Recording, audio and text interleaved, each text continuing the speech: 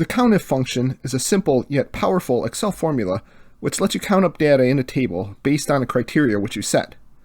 It is great when you don't want to use a pivot table to summarize the data, but still want to have a count of certain items in your table. COUNTIF and COUNTIFS get you the same result and do the same thing, except COUNTIF only allows you to choose one criteria for Excel to check, while COUNTIFS allows you more than one criteria. The criteria you choose can be numbers or it can be text. Let's look at some examples. Okay, so here we have our data, which are people who are making purchases of lunch, dinner, or breakfast, the date of the purchase, and the amount. And we want to summarize this with a couple of the questions over here by counting up some of the criteria. So we're going to have one criteria, is we're going to use COUNTIF, and then two criteria we use COUNTIFs. So let's just get right into it. How many purchases did Scooby have? So that's only one criteria, so we're going to use the COUNTIF function. To do that, we can either start typing in the formula, or we can use this FX here and click Insert Function. If you don't see it down in here, even though I see it there, you can just type in COUNTIF, click Go, it'll come up, and then double click, and the wizard's going to show up then. So the range, first, the range is the cells that we want to check. And what we're doing is we're checking column A, which is how many purchases Scooby have. So we want to check column A. And what's the criteria is we're looking for the word Scooby. How many times does Scooby show up in there? You got to put it in quotes. And we press enter. And there's our formula. We got 7 times that the word Scooby came up here. And if you go down, if we copy it, we would see that there's 7 Scoobies in here. Next is how many purchases were for more than or equal to $15. So again, that's also the COUNTIF function. We're going to do equals COUNTIF, parentheses. What's the range? The only thing we want to check is the dollar amount because we want to see if it's equal to or greater than $15. So it's column D. And then a comma. What's the criteria? The criteria we have to put in quotes. So we put quote greater than equal 15. End quote, and then end parentheses. We press enter, and there's 16 purchases that were for more than or equal to $15 in this table of data here. And if you look at the formula, it's looking in column D, and it's looking for greater than or equal to 15. Now let's look at a couple more complex ones because they're looking up 2 criteria. How many purchases were for Shaggy's lunch? So what we need to do is we need to look in column A for the word Shaggy and in column B for the word lunch. So I'm just going to type it in instead of using the wizard. So we got COUNTIFs because we got multiple criteria, parentheses. And what's the first range? First range is column A, comma. And now it says what's the criteria.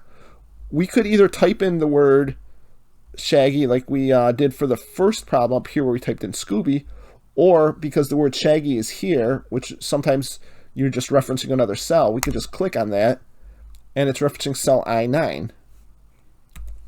Now the next one is criteria range 2, which is column B, and then what are we looking for? The lunch. There's no word lunch anywhere, so we need to type it in. So I type in the word lunch, I put end parentheses, press enter, and there's 2. So there's 2 purchases where Shaggy bought lunch, which if you scroll through it, here's Shaggy and lunch, and here's Shaggy and lunch. It's not going to count Thelma and lunch. It's not going to count Shaggy and dinner because both of them have to be true in order for this to be counted. And the last one is also multiple criteria because how many purchases are for more than $10 but also less than 20? So let's start typing in our formula. COUNTIFs, end parentheses. What's the range 1? We're only looking up the amount, so we only need column D for the range. And what's the criteria? The first criteria is greater than 10. So in this problem up here, we did the whole thing in parentheses. So like we could do this greater than 10 in parentheses, and that would be right. But sometimes you have the cell that you want to put a reference to, and in this case we want to have this reference because we may want to change this occasionally to make it a little more interactive. To do that, then, we still need to put the greater than sign in quotes, but then you got to put an ampersand or an and sign and then reference this number 10 here. So now it's greater than 10, and the second range is also column B, even though we've used it already. We need to put it again. And what's the second one? We want less than 20. So we want quote, less than quote.